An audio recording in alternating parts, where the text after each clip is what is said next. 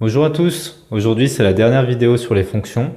On va faire quelque chose de pas facile, on va voir le lien entre la représentation graphique d'une fonction et son expression algébrique. Allez, c'est parti.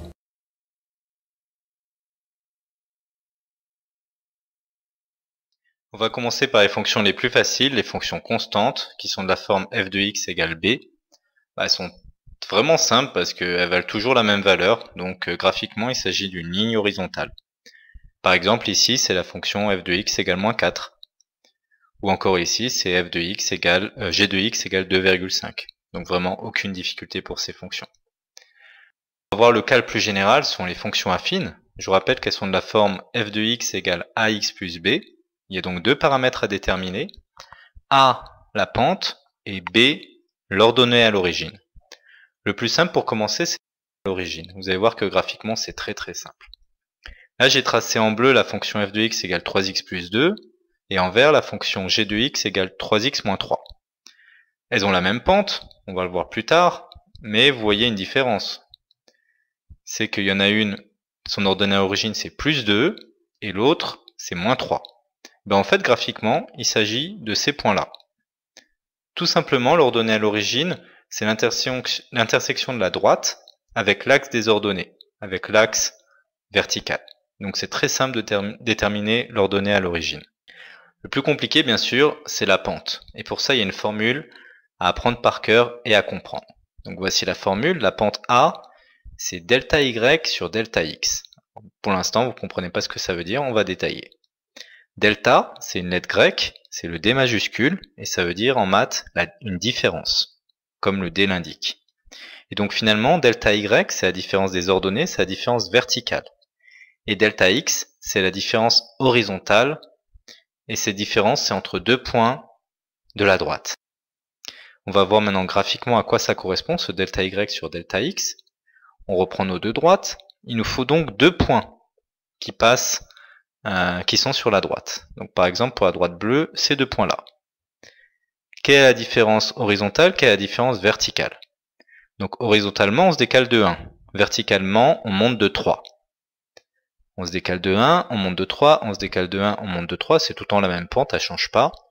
Donc finalement, delta y, la différence verticale, on s'est décalé de 3.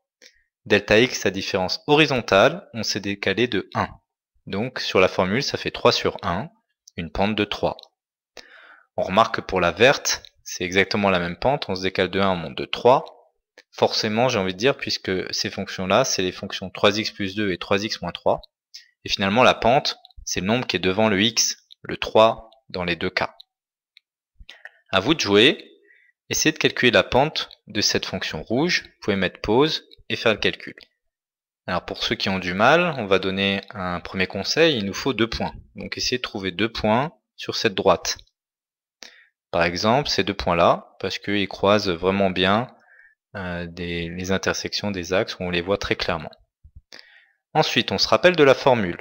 La pente, c'est la différence des ordonnées sur la différence des abscisses, la différence des y sur la différence des x, la différence verticale sur la différence horizontale.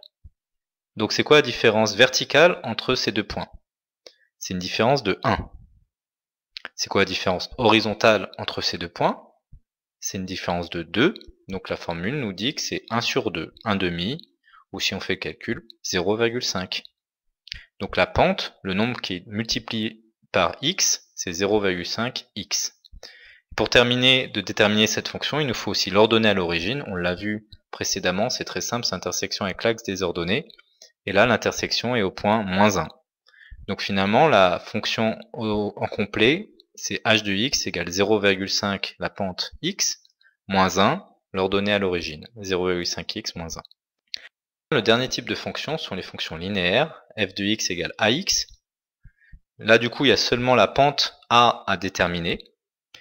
Donc à vous de jouer, voici une fonction. Vous devez prendre 2 points, appliquer la formule, delta y sur delta x, et calculer la pente. Un petit conseil, attention aux signes, et puis on verra la correction en classe. Voilà, maintenant vous savez le lien entre les représentations graphiques et les expressions algébriques. Vous devez être capable, lors des exercices, à partir du tracé d'une fonction, de déterminer son expression algébrique. Alors en classe ou ailleurs, n'oubliez pas d'allumer vos cerveaux.